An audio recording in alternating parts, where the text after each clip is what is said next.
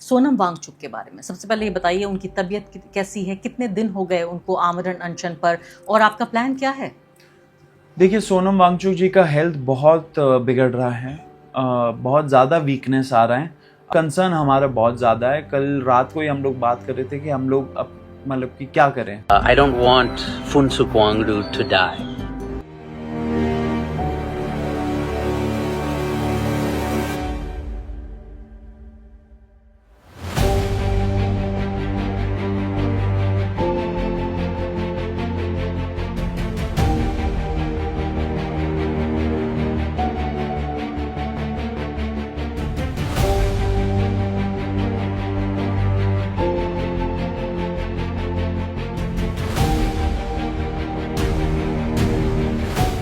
आपका कोई समर्थन नहीं है, आप यहाँ पर भारत का संविधान ले आओ पर हाथ रखकर आप शपथ लेंगे कि आपका आम आदमी पार्टी से फंडिंग या कोई पॉलिटिकल सपोर्ट नहीं? नहीं, डेफिनेटली नॉट। इस वक्त मेरे हाथ में कॉन्स्टिट्यूशन ऑफ इंडिया, भारत का संविधान है। इस भारत के संविधान की शपथ मेरे सामने यहाँ पर सौरभ मौजूद हैं। सौरभ, आप तैयार हैं जी कॉन्स्टिट्यूशन की शपथ लेने के लिए? बिल्कुल, पक्की बात? संविधान पे जी। हमारा भरोसा है। तो अब मेरे साथ आप ये शपथ लीजिए। मैं सौरभ दास मैं सौरभ दास भारत के संविधान की शपथ लेकर ये घोषणा करता हूँ भारत के संविधान की शपथ लेकर ये घोषणा करता हूँ कि कॉकरोच आंदोलन पूरी तरह आजाद है। कि कॉकरोच आंदोलन पूरी तरीके से आज़ाद है। इसका किसी भी राजनीतिक दल, इसका किसी भी राजनीतिक दल, संगठन या विचारधारा से संगठन या विचारधारा से कोई प्रत्यक्ष कोई प्रत्यक्ष या परोक्ष या परोक्ष संबंध नहीं है। संबंध नहीं। हमारी निष्ठा हमारी निष्ठा केवल भारत के संविधान, केवल भारत के संविधान, लोकतंत्र लोकतंत्र और देश के युवाओं के प्रति है। और देश के युवाओं के प्रति है। जय संविधान, जय हिंद। जय संविधान, जय। तो चलिए, अगर आपका आम आदमी पार्टी से कनेक्शन नहीं है तो क्या आपका कनेक्शन है भारतीय जनता पार्टी से? नमस्कार, इस खास पॉडकास्ट में आपका स्वागत है। मैं हूं आरफा खानम शेरवानी। भारत का पहला जेनजी प्रोटेस्ट, जी हाँ, इस तरह का जेनजी प्रोटेस्ट हम बांग्लादेश से लेकर श्रीलंका से लेकर नेपाल तक हर जगह पे देख चुके हैं, और ऐसा लगता है उसी का एक तथाकथित रूप से संक्रमण भारत में देखने को मिला। तमाम देश में जिस तरह की राजनीति थी, लगता था कि सब कुछ सेट है, नरेंद्र मोदी लगातार ये चुनाव जीत रहे हैं और लगातार ऑपोजिशन में है कांग्रेस पार्टी। लेकिन ऐसा लगता है कि इस मूवमेंट, इस आंदोलन के आले ने बहुत कुछ उथल पुथल कर दिया। एक हफ्ते के भीतर 2 करोड़ लोग इंटरनेट पर जुट गए और बीजेपी, भारतीय जनता पार्टी से भी ज़्यादा फॉलोअर्स हो गए। इसके बाद दिल्ली में प्रोटेस्ट हुआ, जहां पर कुछ हज़ार लोग पहुंचे। उन्होंने नारेबाजी की, सत्ता को, सरकार को बेदखल करने, जवाबदेह ठहराने की कोशिश की। लेकिन अब क्या? अब तकरीबन 6-7 हफ्ते गुजर जाने के बाद क्या अभी भी आप कॉकरोच जनता पार्टी के बारे में बात कर रहे हैं? ये मेरा सवाल है आपसे। कमेंट सेक्शन में बताइए, ज़रूर इसका जवाब दीजिए कि क्या आप अभी भी दिलचस्पी रखते हैं कि कॉकरोच जनता पार्टी क्या कर रही है, वो अब क्या करना चाहती है, उसका उद्देश्य क्या है? क्योंकि आपको मालूम है कि लगातार लोग जंतर मंतर पर कॉकरोच जनता पार्टी से जुड़े हुए बैठे हैं धरने पर, और ख़ासकर सोनम वांगचुक, बताया जा रहा है कि उनकी हालत नाजुक है। कई दिनों से वो अनशन पर बैठे हुए हैं। पुराना गांधीयन मॉडल है ये सत्याग्रह का। तो सोनम वांगचुक जो हैं वो सत्याग्रह कर रहे हैं भारत के युवा लोगों के लिए, भारत के छात्रों के लिए, भारत के बेरोजगारों के लिए। हमारे साथ इस वक्त स्टूडियो में वो मौजूद हैं, वो शख्स जिन्होंने खुद इस मूवमेंट और साथ साथ इस पूरी पॉलिटिकल पार्टी या इस पूरे पॉलिटिकल मूवमेंट की शुरुआत की। सौरभ दास। सौरभ, बहुत बहुत शुक्रिया आपका स्टूडियो में आने के लिए। पहली बात, पहला सवाल सोनम वांगचुक के बारे में सबसे पहले ये बताइए, उनकी तबीयत कैसी है, कितने दिन हो गए उनको आमरण अनशन पर, और आपका प्लान क्या है?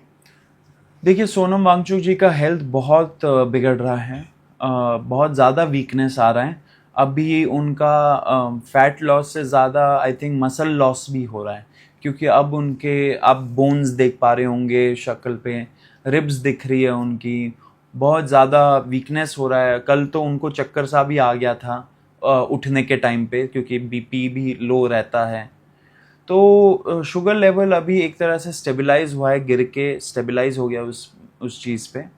लेकिन कंसर्न हमारा बहुत ज़्यादा है। कल रात को ही हम लोग बात कर रहे थे कि हम लोग अब मतलब कि क्या करें। सोनम जी खुद हंगर स्ट्राइक पे बैठे हुए हैं। उन्होंने जैसे डिक्लेयर किया था एक तरह से इनडेफिनिट हंगर स्ट्राइक करेंगे। इनडेफिनिट का मतलब तो मौत एंड में। तो हम लोग उनको बोल रहे हैं कि अगर उनको तोड़ना है तो वो मना कर रहे। बिल्कुल। क्या मांग क्या है? मांग हम लोगों की तो 2 ही चीज़ है कि एक धर्मेंद्र प्रधान का अकाउंटेबिलिटी एंड दूसरा जो फैमिलीज है डेड विक्टिम्स के, नीट के जो एस्पिरेंट्स जिन्होंने सुसाइड करके अपनी जान ले ली, उनकी फैमिलीज को 1 करोड़ का मुआवजा। बताइए अरफा, मतलब कि पीएम केयर्स फंड में 3,000 करोड़ से ऊपर, लास्ट जो ऑडिट हुआ आई थिंक 2 साल पहले हुआ होगा, उसमें 3,000 का कुछ उसमें बैलेंस दिख रहा था। उसमें से आप 1 करोड़ 20 फैमिलीज को नहीं दे सकते हो। 1 करोड़ 20 करोड़ ही तो जाएंगे आपके, एंड वो तो हमारे पैसे, वो तो डोनेशन से नहीं, और उसमें भी अकाउंटेबिलिटी नहीं, आप आरटीआई तक नहीं लगा सकते, आरटीआई से बाहर नहीं लगा सकते हो आप। आपके पास prime ministers national relief fund है, उसमें तो सारा पब्लिक का ही पैसा है, उसका आप क्या कर रहे हो? आपको इस नए अवतार में मैं पहली बार इंटरव्यू कर रही हूँ, कैसा लग रहा है आपको? देखिए, मतलब मुझे तो एक नेचुरल प्रोग्रेशन ही लगा, क्योंकि जर्नलिस्ट तो मैं हूँ ही, लेकिन साथ साथ मैंने काफ़ी सारे प्रोटेस्ट पर्सनली भी कवर किए, जो इनकार्सरेशंस हुए काफ़ी सारे एक्टिविस्टों का, उन पे भी मैं बोलते रहा, पैनल पे मैं जुड़ा। तो ये एक और जो जन आंदोलन निकला, उसमें जब मुझे इनविटेशन आया कि उनको ज्वाइन करें, तो मुझे लगा ये भी एक नेचुरल ही चीज़ है कि मुझे ज्वाइन करना चाहिए, एंड ये इससे मुझे लगा कि रियल चेंज शायद हम लोग ला सकते हैं। लेकिन मुझे बताइए कि जब आपने पहली बात तो पता नहीं कितने दर्शकों को मालूम है, एक बार फिर से इसको दोहराना अगर आपको मालूम भी है तो ज़रूरी है, कि चीफ जस्टिस ऑफ इंडिया ने ये कहा, एक स्टेटमेंट दिया कि बेरोज़गार लोग, अनएम्प्लॉयड लोगों की बात कही, और युवा लगातार आरटीआई डाल रहे हैं और कोर्ट के लिए एक तरह से वो पैरासाइट और कॉकरोच बन गए हैं। यहाँ से शुरुआत हुई इस मूवमेंट की। मुझे दुरुस्त कीजिए कि क्या वो कॉकरोच आपको कहा गया, क्योंकि आप ही वो व्यक्ति हैं जो ज़्यादा से ज़्यादा राइट टू इन्फॉर्मेशन की याचिकाएँ डालते हैं कोर्ट में, कोर्ट को जवाबदेह ठहराने की कोशिश करते हैं। और मैं यहाँ बात ऑन रिकॉर्ड कहना चाहती हूँ कि शायद आप भारत के सबसे बेहतरीन जो लीगल जर्नलिस्ट हैं, जो कानून की पत्रकारिता, कानून से जुड़े मामलों की पत्रकारिता करते रहे, उन लोगों में से एक हैं। तो क्या आप ही वो कॉकरोच थे? थैंक यू आरफा, आपने इतना अच्छा कॉम्प्लीमेंट दिया मुझे। देखिए, मैं तो नहीं बोल सकता हूँ, ये जवाब तो सूर्यकांत जी खुद ही देंगे कि वो किसके तरफ इशारा कर रहे थे। लेकिन हाँ, ये ज़रूर कहूँगा कि जब ये कमेंट दिया गया था तो लीगल सर्कल्स में काफ़ी सारे लोग मुझे रीच आउट करके बोल रहे थे कि ये आपके तरफ ही डायरेक्टेड था, क्योंकि मैंने बहुत सारे आरटीआईज उस टाइम के दौरान एंड पहले से भी सूर्यकांत जी के बारे में मैंने फाइल कर रखा है सुप्रीम कोर्ट में, एंड मैं एक प्रोफाइल उनके बारे में लिख रहा था उस टाइम पे। वो काम अभी पॉज्ड है मेरा, लेकिन द कैरावान मैगजीन के लिए जैसे मैंने चंद्रचूड़ का प्रोफाइल किया था, वैसे ही सूर्यकांत जी के लिए भी एक प्रोफाइल में लिख रहा था। तो एंड ये चीज़ सूर्यकांत जी को पता थी। तो जब ये कमेंट आया तो लोग सोच रहे थे, या उनको लगा कि शायद उन्होंने मेरे लिए ही बोला होगा। अब मैं उसमें कंफर्मेशन तो दे नहीं सकता, क्योंकि वो जवाब वही देंगे। लेकिन डेफिनेटली ऐसा जब कमेंट आया, मुझे तो बहुत ख़राब लगा कि आप किसी को भी as chief justice of India ऐसा कमेंट पास नहीं कर सकते हो, क्योंकि आपके जो भी पर्सनल ओपिनियंस हो किसी के खिलाफ या किसी वर्क के खिलाफ, आप जिस पोस्ट में बैठे हो उसकी मर्यादा आपको मेंटेन रखनी चाहिए। एंड दुर्भाग्यपूर्ण बात यह है कि आज के टाइम पे इतने बड़े, मतलब सबसे टॉप जज है वो देश के, आरफा, एंड उनसे ये कमेंट आएगा, तो मतलब कैसे कैसे लोग हमारे सिस्टम में बैठ चुके हैं, आप ये समझिए। और उसी सिस्टम को बदलने या हिलाने की कम से कम आप कोशिश करें कि झिंझोड़ा जाए उस सिस्टम को। इस कार्यक्रम में मैं यहाँ पर एक डिस्क्लेमर ही देना चाहती हूँ कि ये बिल्कुल कोई शहद से भरा हुआ पॉडकास्ट नहीं होगा। सबसे मुश्किल सवालों का जवाब देना होगा सौरभ को यहाँ पर, और मैं यहाँ आपके प्रतिनिधि के तौर पर बैठी हूँ। मुझे मालूम है कि मैंने खुद कॉकरोच जनता पार्टी को जब कवर किया और प्रोटेस्ट दिल्ली से कवर किया, सैकड़ों की तादाद में आपके कॉमेंट्स आए जो जानना चाहते थे कि आखिर ये लोग कौन हैं, ये क्या करना चाहते हैं, इनको फंड कौन कर रहा है, इनका समर्थन कौन कर रहा है, क्या ये कांग्रेस पार्टी या विपक्ष के लोगों को की आंखों में धूल झोंकने के लिए एक तरह का एक स्मोक स्क्रीन जिसे हम कहते हैं वो हैं। तमाम तरह के सवाल उनसे मैं पूछूंगी। लेकिन सौरभ, आप और अभिजीत दीपके, इन दोनों लोगों ने इस मूवमेंट की और शुरुआत की, इसके बाद आप जंतर मंतर पे आए हो, तब से आपका ये प्रोटेस्ट मूवमेंट चल रहा है।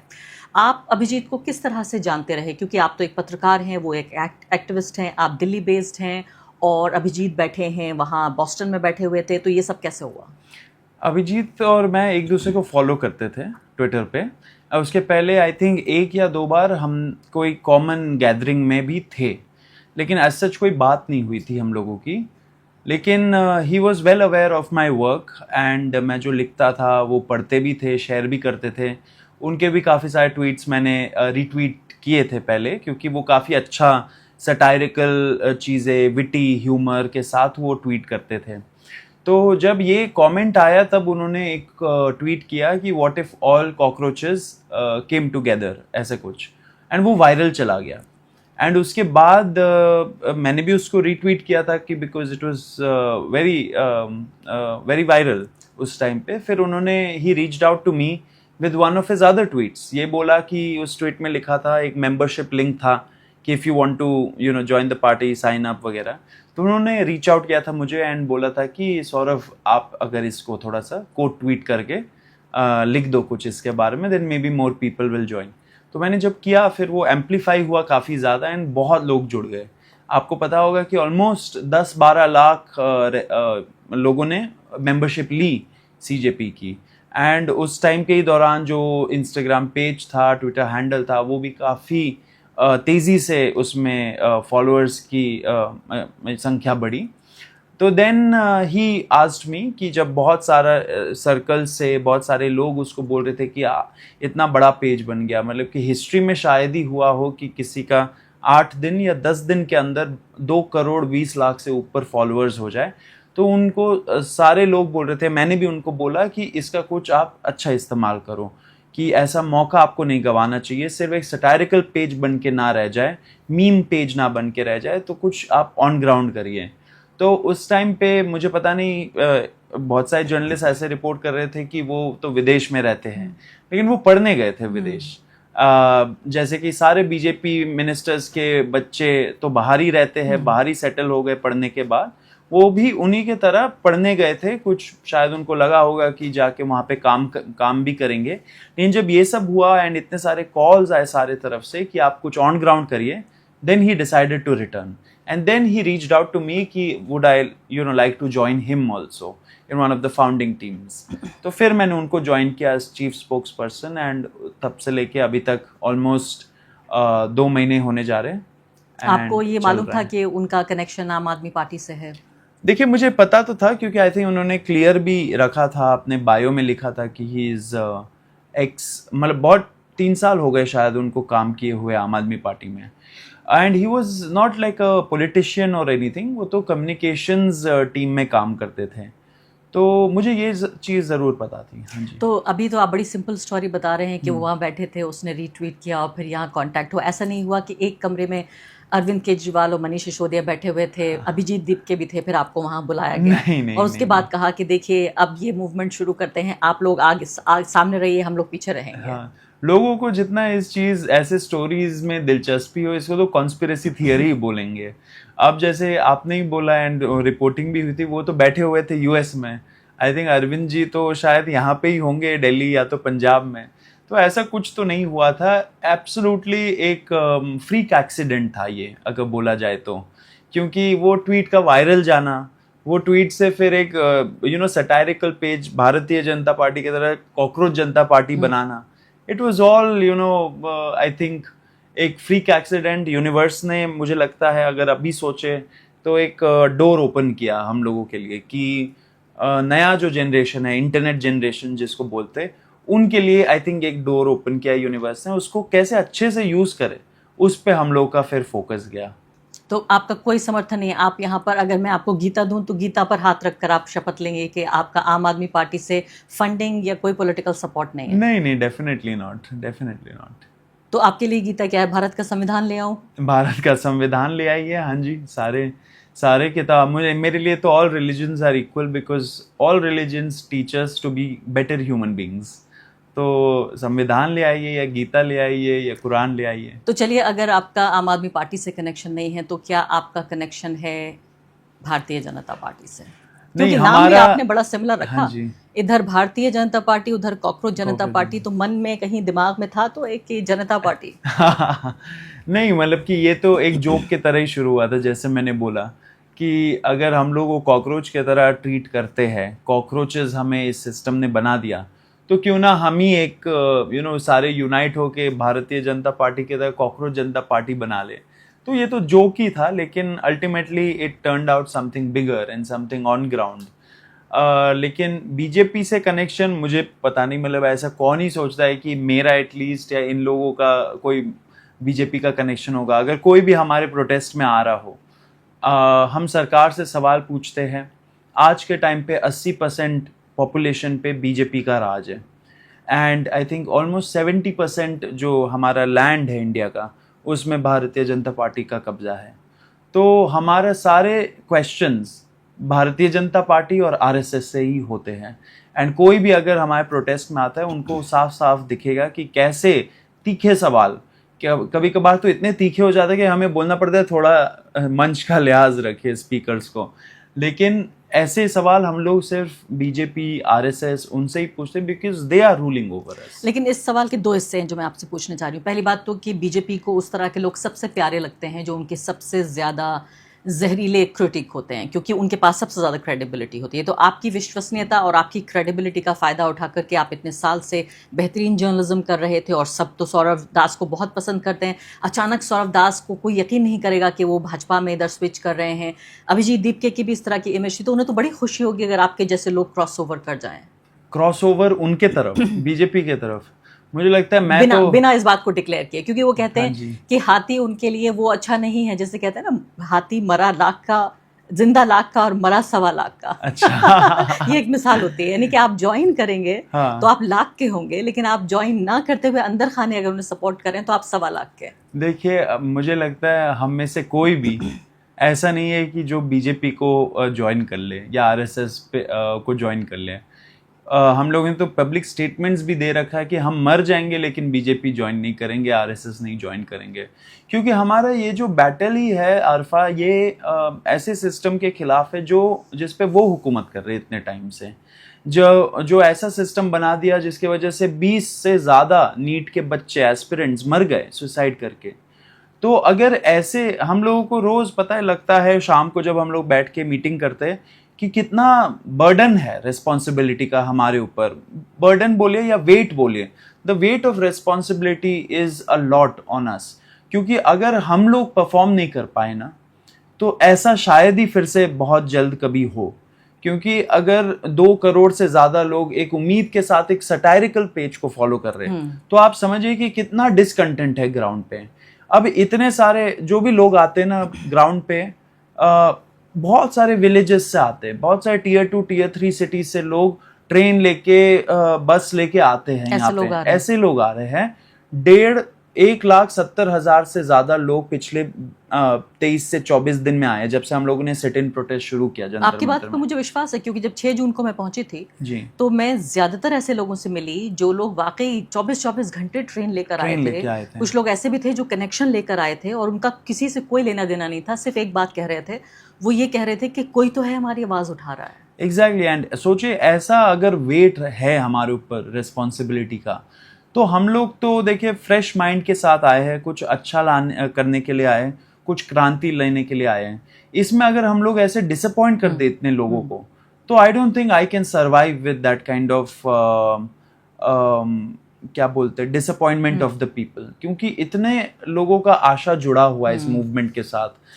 अब मेरा तो पर्सनल लर्निंग ही यही था, क्योंकि मैं रोज 200-250 लोगों से पर्सनली बात करता हूँ वहाँ पे जितना हो सके, एंड सब लोगों से मैंने एक ही चीज़ सीखा, इनके पास कोई नहीं है अपना दुख दर्द पीड़ा आक्रोश शेयर करने के लिए, क्योंकि जिनको ये चुन के भेजते हैं सरकार में उनको तो पड़ी नहीं है इनकी, तो ये कहाँ पे जाएंगे ये लोग। एक थ्योरी ये है कि भारतीय जनता पार्टी की फिलहाल जो मौजूदा एनडीए सरकार है, और ये बात मैं खुद अपनी क्रेडिबिलिटी दाव पर रखकर यहाँ आपको बता रही हूँ सौरभ, कि इतने सालों से मैं अलग अलग सरकारों को कवर कर रही हूँ। नरेंद्र मोदी जी को तो बहुत बारीकी से कवर करती हूँ, क्योंकि इनकी नीतियाँ और राजनीति जितना देश पर असर डाल रही है किसी और प्रधानमंत्री ने नहीं डाला।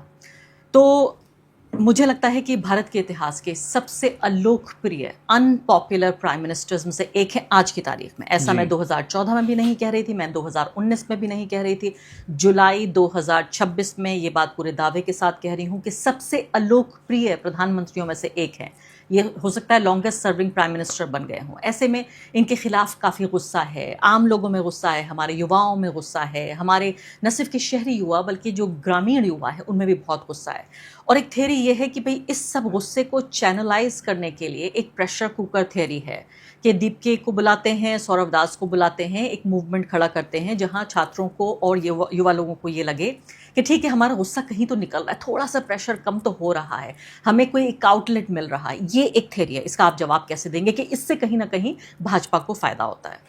देखिए, मैं तो ऐसे स्टोरीज या जो थियरी है इस पे तो बिल्कुल विश्वास नहीं करता, क्योंकि देखिए किसी एक पार्टी का या किसी एक मूवमेंट का या किसी एक लीडर का तो ठेका है नहीं कि वो पूरा ये जो बोझ है सोसाइटी में उसको लेके चले।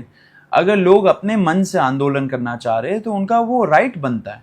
अगर आप इस चीज़ पे नहीं बिलीव करते तो आप संविधान बदल दीजिए। आप संविधान में लिख दीजिए कि the right to protest peacefully is limited to certain people, certain political party, certain movement, certain activist. उनको नाम एक लिस्ट अपेंडिक्स में डाल दीजिए और बोलिए सिर्फ यही कर सकते हैं। तो मुझे नहीं लगता कि ऐसे स्टोरीज पे हमें ज़्यादा ध्यान देना चाहिए, क्योंकि किसी भी एक इंसान का इसका ठेका नहीं ले रखा है उन्होंने, वो ठेकेदार नहीं बन सकते हैं। अब अनफॉर्चुनेट बात यह है, मुझे लगता है लोगों को ये समझना चाहिए कि अगर लोगों को लग रहा है कि जब लोग ऑर्गेनिकली जुड़े ऐसे एक मूवमेंट से एंड उनको आना पड़ा, इतने पूरे देश भर से जंतर मंतर आना पड़ रहा है लोगों को, तो where are the political parties failing, वो सोचना चाहिए। उन पे क्यों लोगों का भरोसा नहीं है, उनके ऊपर क्यों लोगों का आशा नहीं है, वो क्यों नहीं जीत पा रहे हैं इलेक्शंस। तो कहीं ना कहीं हमारा सिस्टम ऐसा बन चुका है कि लोगों को बहुत ज़्यादा हताशा हो गई है। आप अगर बिहार जाएंगे, यूपी जाएंगे, झारखंड जाएंगे, वहाँ पे लोगों के अंदर बहुत ज़्यादा हताशा है सिस्टम को लेके। क्यों? क्योंकि चीज़ें बदल ही नहीं रही है। पार्टीज चेंज हो जाती है, सरकार में आ जाती है, लेकिन तब भी चीज़ें थोड़ा इम्प्रूव करती है, नेक्स्ट पार्टी आती है, नीचे गिर जाती है। तो जिगजैग तरीके से ग्रोथ होता है, बल्कि एक अच्छा ग्राफ ऊपर जाना चाहिए हम लोगों का। हम लोग बोलते हैं जीडीपी वर्ल्ड्स पता नहीं 4th या 5th, मैं तो नंबर भी आजकल भूल रहा हूँ, अब 6th पे आ गया, नीचे ही गिर रहे हैं। लेकिन वर्ल्ड्स फास्टेस्ट ग्रोइंग जीडीपी है हम लोग। लेकिन what about per capita income? हर एक इंसान कितना इनकम कर पा रहा है साल में, उस पे किसका फोकस है? वो तो बढ़ नहीं रहा है तेजी से। तो हमारा इम्प्रूवमेंट कैसे हो रहा है पर्सनल लाइफ्स में? तो कांग्रेस पार्टी से आपका क्या रिश्ता है? मैंने तो पूछा आपसे, बीजेपी पूछ लिया, आम आदमी पार्टी पूछ लिया, कांग्रेस पार्टी से किस तरह का रिश्ता है? आप क्या राहुल गांधी के साथ एसोसिएट करना चाहते हैं? मैंने देखा कई पॉलिटिकल पार्टीज के लोग आए, आपके यहाँ भाषण दिया उन्होंने, अलग अलग पार्टियों के लोग थे और शायद और भी लोग हो सकता है ज्वाइन करें, मैं जहाँ तक सुन रही हूँ। क्या आप चाहते हैं कि राहुल गांधी तमाम मतभेदों को भुलाकर, ये सोच कर कि शायद उन्हें नुकसान पहुंचाएगी कॉकरोच जनता पार्टी, वो आपके मंच पर आएं और वहां से लोगों को संबोधित करें? देखिए, हम एज अ मूवमेंट हम किसी भी पॉलिटिकल पार्टी से या पॉलिटिशियन से एसोसिएट नहीं करना चाहते हैं। ये एक इंडिपेंडेंट मूवमेंट है, ये लोगों का मूवमेंट है, ये एक तरह से लीडरलेस मूवमेंट है, क्योंकि हम चाहते हैं कि जो भी लोग यहाँ पे आए वो अपने राइट पे एक लीडर बने। मतलब कि जब अगर कोई गांव से आ रहा है, वो गांव वाला आदमी यहाँ पे आके ऐसा अवेयरनेस लेके जाए वापस अपने गांव, जहाँ पे वो जाके लीडर बने अपने गांव में, ये चीज़ को फैलाए, ये मूवमेंट के बारे में फैलाए एंड लोगों को जागरूक करे कि हमारे क्या राइट्स है, हमें कैसे झांसे में रखा गया है इतने सालों से एंड हमें क्या बेटर चाहिए, कैसे एक बेटर फ्यूचर चाहिए। तो हम किसी पॉलिटिकल पार्टी से या पॉलिटिशियन से एसोसिएट नहीं करना चाहते। बट दैट बीइंग सेड, हम लोगों ने ये जब प्रोटेस्ट शुरू किया था, हमने ओपन कॉल दिया था। ओपन कॉल में everybody is included, including people from Bharatiya Janata Party and their student organisations. हम चाहते हैं कि वो लोग भी आए, जनता का बात सुने, उनको हम लोग मंच देंगे, उनको स्पीच देने का मौका देंगे एंड जो लोग बोल रहे हैं उसको एड्रेस करें कंसर्न्स को, इसमें क्या दिक्कत होनी चाहिए। एंड राहुल गांधी जी को हम लोगों ने पत्र भी लिखा है। अच्छा। राहुल गांधी जी को हमने बोला भी है डिफरेंट चैनल से कि आप हमारा रिक्वेस्ट है कि आप आइए, लोगों को संबोधित करिए। आप कांग्रेस पार्टी के डिफैक्टो प्रेसिडेंट से ज्यादा आप लीडर ऑफ ऑपोजिशन है। हमारे बहुत सारे आशाएं आपसे जुड़ी हुई है, क्योंकि वो एलओपी है एंड ऑपोजिशन का वॉइस अगर वो है तो we are also in a way an opposition to the current system.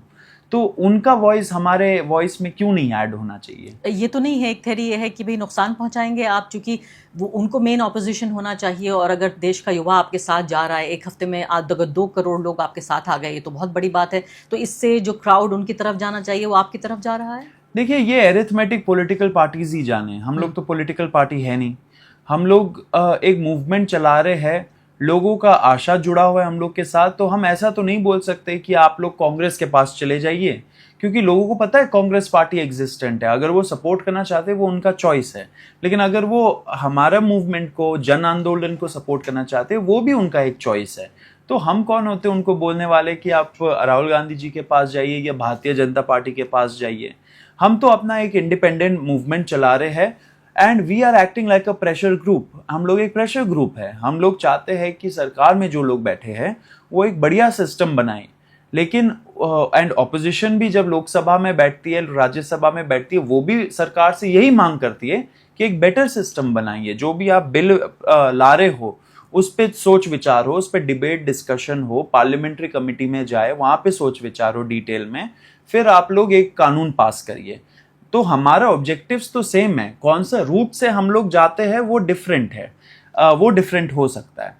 तो ये जो एरिथमेटिक है कि हम लॉस पहुंचाएंगे या हम एक तरह से उनके कॉम्पिटिटर्स है, वो हम लोगों का कोई कंसर्न नहीं है। वो पॉलिटिकल पार्टीज बेहतर जाने, लेकिन हम लोग का ओपन कॉल है एंड हम लोग बार बार यही चीज बोल रहे हैं कि आप इलेक्शन के ही बेसिस पे मत सोचिए ना। इलेक्शन तो होता ही है, इलेक्शन हो रहा है, लोग जीत रहे हैं, बहुत लोग हार रहे हैं। ये तो उन एक 5 साइकिल सालों में है। क्या होता है, एक इलेक्शन से दूसरे इलेक्शन तक, 5 इलेक्शंस सालों में में भी आपको डेमोक्रेटिक अकाउंटेबिलिटी अकाउंटेबिलिटी होती है। यहाँ पर चलिए, आप ये कह रहे हैं कि आप ये समझते हैं कि आप किसी को फायदा नुकसान पहुंचा नहीं रहे हैं, आप तो सिर्फ आम लोगों की आवाज उठा रहे हैं। लेकिन मुझे हैरानी ये हुई कि आप एक छोटी मछली को पकड़कर तालाब को साफ करने की कोशिश कर रहे हैं, जहर तो कहीं और है।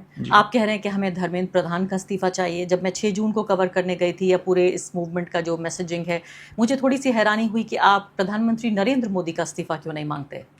देखिए, बहुत सारे लोगों ने ये कोशिश किया कि प्राइम मिनिस्टर मोदी का आप इस्तीफा मांग लीजिए, लेकिन मुझे लगता है कि slow and steady wins the race. आप नॉर्मल टाइम्स में तो नहीं जी रहे हो। बहुत लोग बोलते हैं कि अनडिक्लेयर्ड इमरजेंसी है। जिस किस्म का हिंदू मुस्लिम राजनीति चलता है, जिस किस्म का एंटी मुस्लिम राजनीति चल रहा है, एंटी क्रिश्चियंस, आजकल तो क्रिश्चियंस ग्रुप्स के खिलाफ इतने सारे अटैक्स हो रहे, रिपोर्टिंग थोड़ी कम होती है उनके ग्रुप्स पे, लेकिन मुझे तो काफ़ी लोग बोल रहे हैं कि आजकल वो ज़्यादा बढ़ गया है, क्योंकि मुस्लिम्स को तो आपने दबा दिया एक तरीके से। जब हमारा भी प्रोटेस्ट हो रहा था तब बहुत सारे कॉल्स थे सोशल मीडिया पे कि मुस्लिमों को नहीं जाना चाहिए इस प्रोटेस्ट में, क्योंकि सबसे पहले जाके सरकार उनको ही पकड़ेगी अगर कुछ भी इधर उधर हो जाता है। And that's the sad reality of India today. लेकिन तब भी आरफा, आपको एक चीज बता दूं कि हमें जो खाना प्रोवाइड कराते हैं जंतर मंतर में, वो जुनैद भाई मुस्लिम ही है। वो इतने टाइम से हम लोगों के साथ जुड़े हैं। एंड इतने सारे मुस्लिम फैमिलीज अपने छोटे छोटे बच्चों को, मतलब कि 6 महीने 1 साल के बच्चों को भी लाके इस प्रोटेस्ट में शामिल करते हैं। क्यों? क्योंकि उनको पता है कि more than Muslims they are Indians first and this is their duty. तो हम सारे लोग ऐसे बन के चल रहे हैं। लेकिन डेफिनेटली अगर जब टाइम आएगा, एंड वो टाइम बहुत जल्दी आ रहा है, हम लोग अकाउंटेबिलिटी मांगेंगे प्राइम मिनिस्टर से भी, होम मिनिस्टर से भी। आपने कहा कि देश में सबसे बड़ी समस्याओं में से एक हिंदू मुस्लिम समस्या, जिसको लोगों ने दुरुस्त भी किया कि बाद में कहा कि एंटी मुस्लिम समस्या, ये भी लोगों ने दुरुस्त किया। आपको क्या लगता है कि आप भी झिझक रहे थे क्या मुसलमानों को शामिल करने में, या मुसलमान झिझक रहे थे? हमने देखा है ऑपोजिशन पार्टियों की, चाहे वो समाजवादी पार्टी हो, कुछ हद तक तो कांग्रेस पार्टी भी, राहुल गांधी को अगर थोड़ी देर से के लिए छोड़ दें कि कलंकित ना हो जाए तथाकथित रूप से कोई भी प्रोटेस्ट, कोई भी मूवमेंट, कोई भी पब्लिक गैदरिंग, मुसलमानों को और खासकर जो विजिबल मुस्लिम्स हैं, दाढ़ी टोपी वाले, बुर्के वाले, उनको दूर रखा जाता है। बहुत अनफॉर्चुनेट चीज़ है ये, बहुत ज़्यादा अनफॉर्चुनेट चीज़ है। हमें एज अ सोसाइटी सोचना चाहिए कि ये हम ऐसे कैसे बन गए, and how are we okay with this, ये कैसे नॉर्मलाइज हो गया। हम as a movement we are all inclusive. हम लोगों ने ओपन कॉल दिया है एंड उसमें काफ़ी सारे मुस्लिम्स जुड़ रहे हैं, सिख जुड़ रहे हैं, क्रिश्चियंस जुड़ रहे हैं, एंड देश भर से लोग आ रहे हैं। कश्मीर से कितने सारे लोग आए हैं। तो हम लोग की ऐसी मानसिकता है भी नहीं। हम लोग युवा है देश के, एंड युवा लोगों में अब मुझे लग रहा है कि ये चीज़ चल नहीं रही है। लोगों को पहले झांसे में डाल दिया गया था, लेकिन अब युवाओं का एक अवेकनिंग हो रहा है। It's a youth awakening, and youth awakening में हमें यही दिख रहा है ग्राउंड पे कि लोग बहुत भारी संख्या में लोग छोड़ रहे हैं हिंदू मुस्लिम की राजनीति, एंटी मुस्लिम राजनीति, ये लोगों को अब पसंद नहीं आ रही है। And as a movement also we are striving towards that only कि ग्राउंड पे ज़्यादा से ज़्यादा अवेयरनेस हो इन सारे मुद्दों के बारे में, एंड ज़्यादा से ज़्यादा लोगों को पता चले कि कैसे हम लोग को एक तरह से डीह्यूमनाइज कर दिया गया है इतने सालों में। तो आपको ये लग रहा है कि ये मुद्दा, मुझे तो नहीं लगता कि हिंदू मुस्लिम जो नफ़रत है या एंटी मुस्लिम जो नफ़रत है वो कहीं नीचे जा रही है। आपकी प्रोटेस्ट पे इसका असर नहीं पड़ा वो अलग बात है, लेकिन मुझे ये बताइए कि आप एक डिजिटल मूवमेंट के तौर पे जो ग्राउंड पे उतर चुका है, आपके मूवमेंट्स हो रहे हैं, आप आमरण अनशन पर आपके साथी बैठे हुए हैं, क्या इसको पॉलिटिकल पार्टी के तौर पर आप तब्दील करेंगे? देखिए, अभी तो हम लोग का ऐसा कोई प्लान नहीं है, हम लोगों ने ये सोचा भी नहीं, क्योंकि आई थिंक ये बहुत प्रीमेच्योर होगा ये सोचना। Political party is an entirely different ball game all together. उसको बहुत अलग तरीके से चलाना पड़ता है, बहुत सारे उसमें एरिथमेटिक कैलकुलेशन होती है। ये चीज़ों से डील करने के लिए हम तो अभी बने भी नहीं है। अभी हम लोगों को जंतर मंतर पे रोज़ का फायर फाइटिंग करना पड़ता है। कभी पुलिस हमारा ऊपर तिरपाल रोक देती है, कभी पानी रोक देती है, कभी खाना रोक देती है, कभी दिल्ली पुलिस हमारे जो चाय बेच रहे होते हैं वहाँ पे उनके घर पे पहुँच जाती है कि कहाँ से आ रहा है चाय, कहाँ से आ रहा है फंडिंग। ये सारा चीज़ों पे हम लोगों को रोज़ फायर फाइटिंग करना पड़ता है। 1.5-2 घंटे डीसीपी ऑफिस, एडिशनल डीसीपी के ऑफिस में हमें बिठा के रखते हैं बातचीत करने के लिए। तो इन सारी चीज़ों में हम लोग ये चीज़ सोच ही नहीं पा रहे कि इस मूवमेंट को भी कैसे संगठन के तरह हम लोग चलाएं, क्योंकि हमें अल्टीमेटली इसको एक ऑर्गेनाइज स्ट्रक्चर्ड रूप देना पड़ेगा। लेकिन एक बहुत बड़ा सवाल उठ रहा था अभिजीत दीप के, जब एयरपोर्ट से एक शानदार हीरो की तरह निकल कर आ रहे थे और सीधे वो पहुंच गए जंतर मंतर, वहाँ पे उन्होंने प्रोटेस्ट किया। 7 हफ्ते से आपका प्रोटेस्ट चल रहा है। आई थिंक अभिजीत ने ही शायद ये ट्वीट किया था कि अगर मैं मुसलमान होता तो मेरे साथ ये नहीं होता। लेकिन यहाँ सवाल ये पैदा होता है, मुसलमान नहीं भी होते आप तो आप फार्मर्स मूवमेंट को देख लीजिए, आप शाहीन बाग के मूवमेंट को देख लीजिए, 4 दिन चलने नहीं देंगे। तो कहीं ना कहीं आपको ये सारी परमिशंस मिल रही हैं, ये आप हैरान हैं। मैं आपकी बात को पूरे तरीके से मान रही हूँ कि आप कनेक्टेड नहीं हैं, ना ही आप अपोजिशन से कनेक्टेड हैं, ना पार्टी जो पॉलिटिकल पार्टी पावर में है उससे कनेक्टेड हैं। लेकिन क्या आप हैरान हैं कि आपको ये परमिशंस मिल रही हैं? तो क्यों मिल रही हैं? हैरान है, परेशान नहीं है। हैरान तो ज़रूर है हम लोग, क्योंकि जब जून 6 हुआ था हमें सबको एंटिसिपेशन था कि आज तो हम लोग को डिटेन या तो अरेस्ट कर लेंगे, लेकिन ये हुआ नहीं। आपने देखा कि कैसे पुलिस ने एक तरह से परमिशन लास्ट तक नहीं दिया। जब दीप के लैंड किए अंदर एयरपोर्ट के, उनको परमिशन लेटर पकड़ाया गया। क्यों? क्योंकि हम लोगों ने कॉल दिया था कि पार्लियामेंट स्ट्रीट पुलिस स्टेशन पहुंच गए सब लोग, वहां पे हम लोग परमिशन मांगेंगे फिर जाएंगे। तो उनको कहीं ना कहीं डर था कि कितने लोग आ जाएंगे। उनको पता है 2 करोड़ से ऊपर अगर जुड़ा है इंसान, एंड अगर वो लोग क्रैकडाउन करते हैं तो बहुत भारी संख्या में लोग दिल्ली आ सकते हैं, और उनको रोकने में बहुत मुश्किल होगी सरकार को। तो आई थिंक उसको शॉर्ट सर्किट करने के लिए मुझे लगता है उन्होंने एक तरीके से कोऑपरेट किया। एंड हम लोग भी उनसे वही बोल रहे थे कि आप हमसे कोऑपरेट करिए, हम लोग भी कोऑपरेट करेंगे। हम लोग कोई दहशतगर्द लोग तो नहीं है। भले ही आप लोग हमें बोलते हो वायरस, कॉकरोच, पैरासाइट, दहशतगर्द के बी टीम, टेररिस्ट बोल दिया। बताइए इससे ज़्यादा क्या हो सकता है। शुरू में एंटी नेशनल बोल रहे थे, एंटी हिंदू बोल रहे थे, पाकिस्तान लवर बोल रहे थे। लेकिन हम लोग जेन्युइनली, तो एजेंसीज को भी पता है, गवर्नमेंट को भी पता है कि हम कट्टर पेट्रियट्स हैं। हम लोग यहाँ पे सारे इंडियंस हैं, सब लोग बेटर सिस्टम मांगे हमारी जायज़ है। तो हम लोगों ने भी बोला आप लोग हमसे कोऑपरेट करिए, उन्होंने कोऑपरेट किया। लेकिन उसके बाद जैसे हम लोग एक तरह से अड़ गए 20 तारीख से कि हम लोग तो बैठे रहेंगे जब तक अकाउंटेबिलिटी तय नहीं हो जाती धर्मेंद्र प्रधान की। उसके बाद उन्होंने कोशिश किया कि हम लोगों को हटाए। अब देखिए, क्रैकडाउन करना मुश्किल नहीं है, सरकार में बहुत ज्यादा डर है। तो कैलकुलेशन क्या है सरकार का? सरकार में बहुत ज्यादा डर है, एंड एक तरह से जैसे लकवा मार गया है उन लोगों को, पैरालिसिस है गवर्नमेंट के अंदर ये मूवमेंट को लेके कि करे तो करे क्या, बोले तो बोले क्या। क्योंकि अब अगर हमसे वो एंगेज करेंगे, मुझे लगता है सरकार को लगता है इनसे एंगेज करेंगे तो इनको हवा मिलेगी, एंड साथ साथ ऐसा लगेगा कि हम इनके सामने झुक रहे हैं। एंड दूसरा, अगर वो क्रैकडाउन करते हैं हमारे ऊपर तो उनको लग रहा है कि बहुत इंटरनेशनल लेवल पे थूथू होगी, एंड क्या पता इस मूवमेंट को इतना हवा मिल जाए कि बहुत सारे लोग दिल्ली पहुंच जाए अगर क्रैकडाउन होता है तो सरकार का नीति अभी मुझे लग रहा है यही है कि वेट एंड वॉच। अब देखते हैं क्या होता है। इनको लग रहा है कि हम लोग अपने आप ही निकल जाएंगे, अपने आप ही फिजल आउट हो जाएंगे। लेकिन I don't think they ever thought कि 20 से लेके हम लोग इतना टाइम, आई थिंक आज हम लोग का I am losing count also 25th या 26th डे है सिट इन का, धरने पे बैठने का, 24 घंटे जंतर मंतर में बैठने का।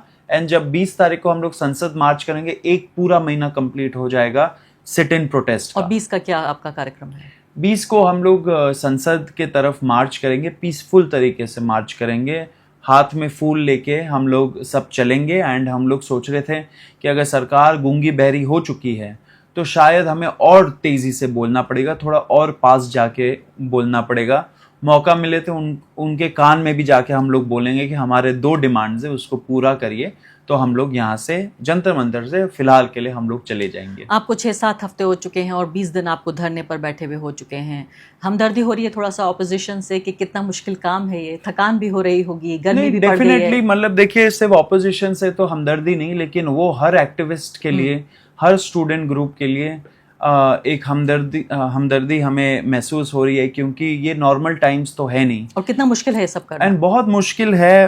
फार्मर्स भाइयों बहनों ने तो एक बहुत हाई स्टैंडर्ड सेट कर दिया है हम लोगों के लिए, क्योंकि वो 11 महीने 1.5 साल बैठे रहे, बॉर्डर पे बैठे रहे। लेकिन वही है कि वो उन लोगों से मैनेजेबल था ये चीज़, क्योंकि गांव में बहुत ज़्यादा यूनिटी रहती है, एक दूसरे का देखभाल करते हैं।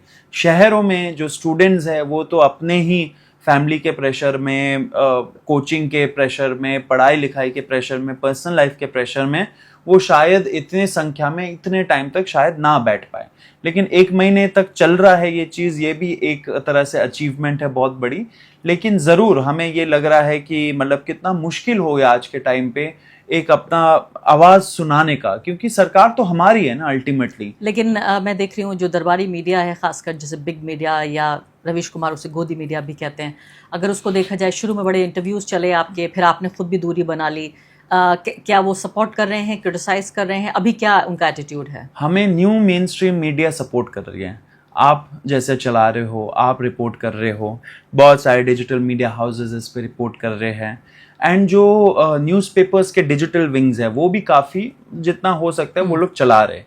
तो जो न्यू मेन स्ट्रीम मीडिया है वो हम लोग को कवरेज दे रही है।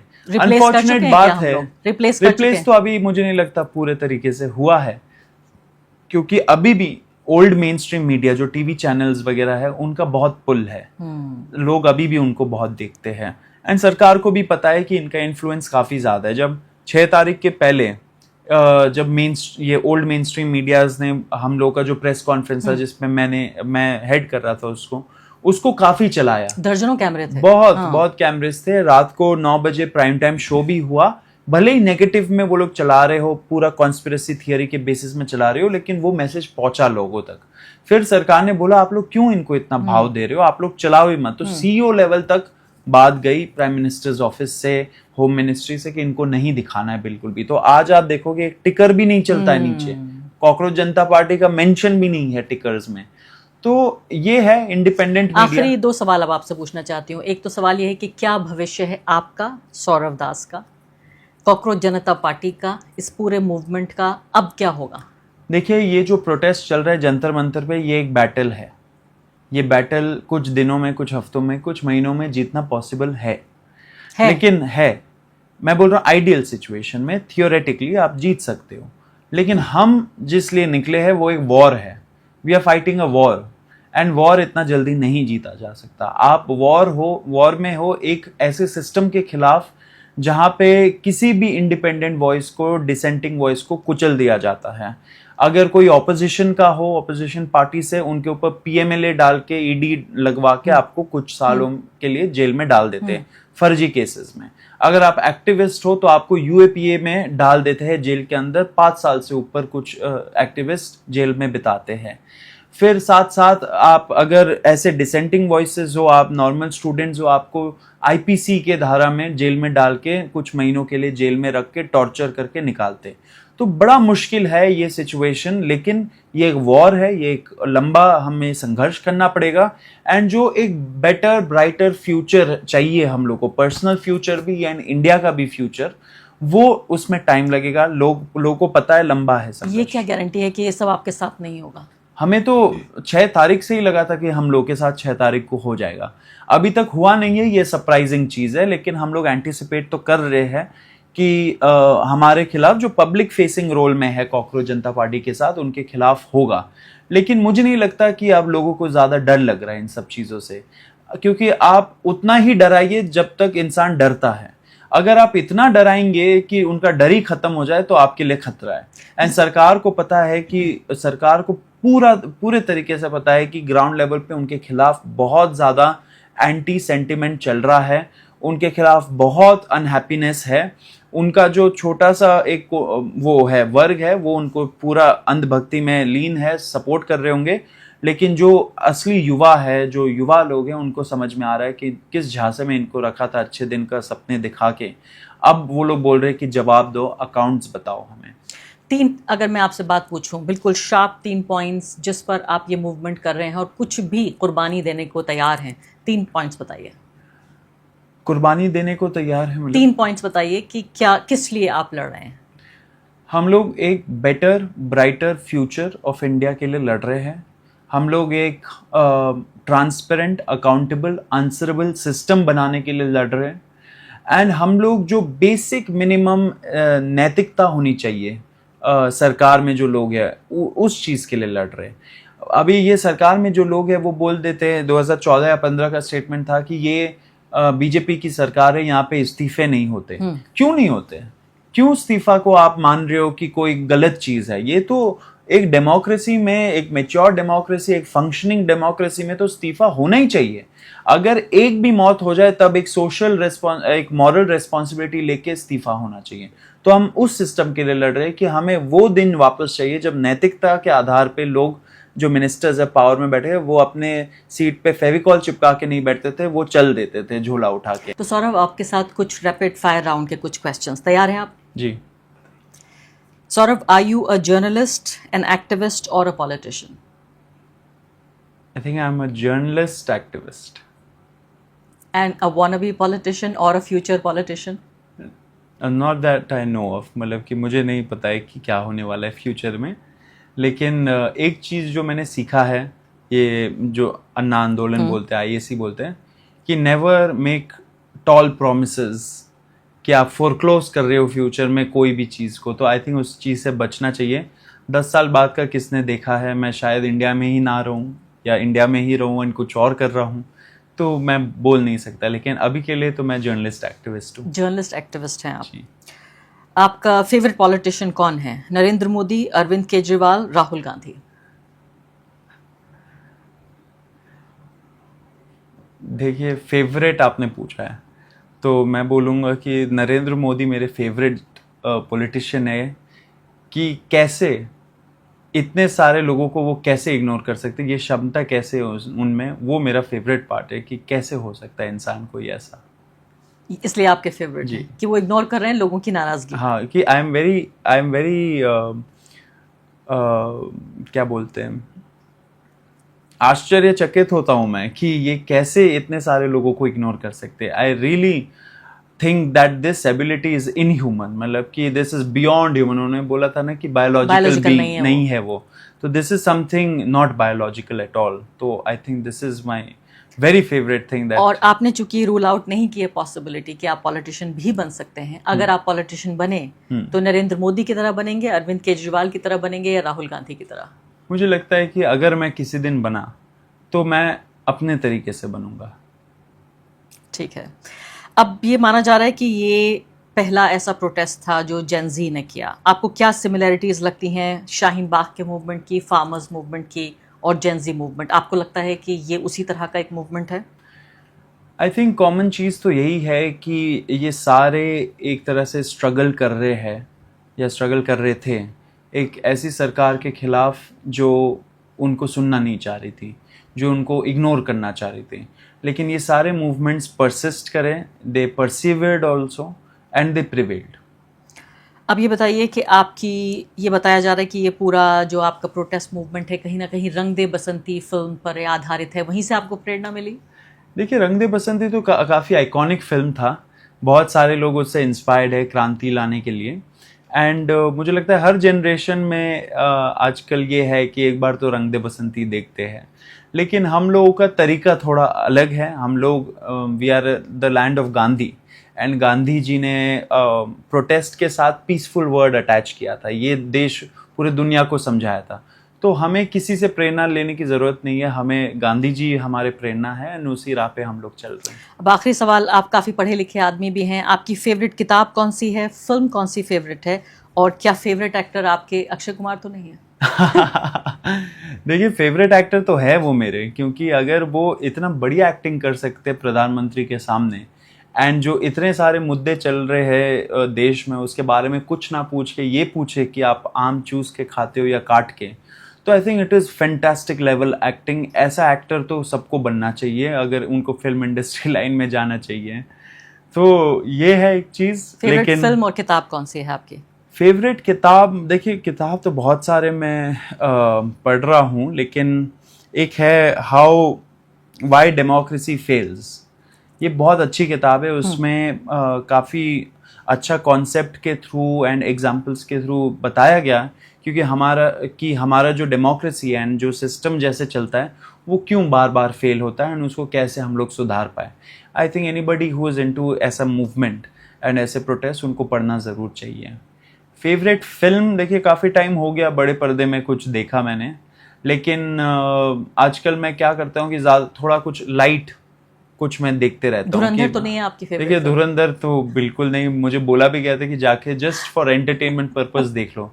मैंने बोला मैं अपने पैसे जाके तो उस फिल्म में नहीं लगाऊंगा, क्योंकि प्रोपेगेंडा फिल्म्स के खिलाफ हूँ मैं, एंड ऐसा बनना भी नहीं चाहिए. लेकिन अगर आप पूछो कि कौन सा अच्छा चीज़ मैं देख रहा हूँ आजकल, तो मॉडर्न फैमिली है, एक सीरीज़ है सिटकॉम, तो बड़ा पसंद है मुझे, क्योंकि इट्स ऑल्सो लाइट.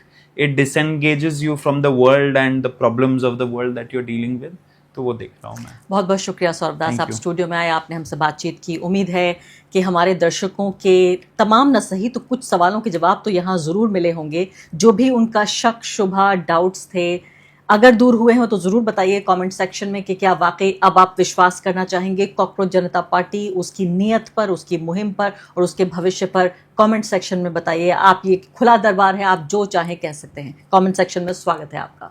शुक्रिया. Thank you.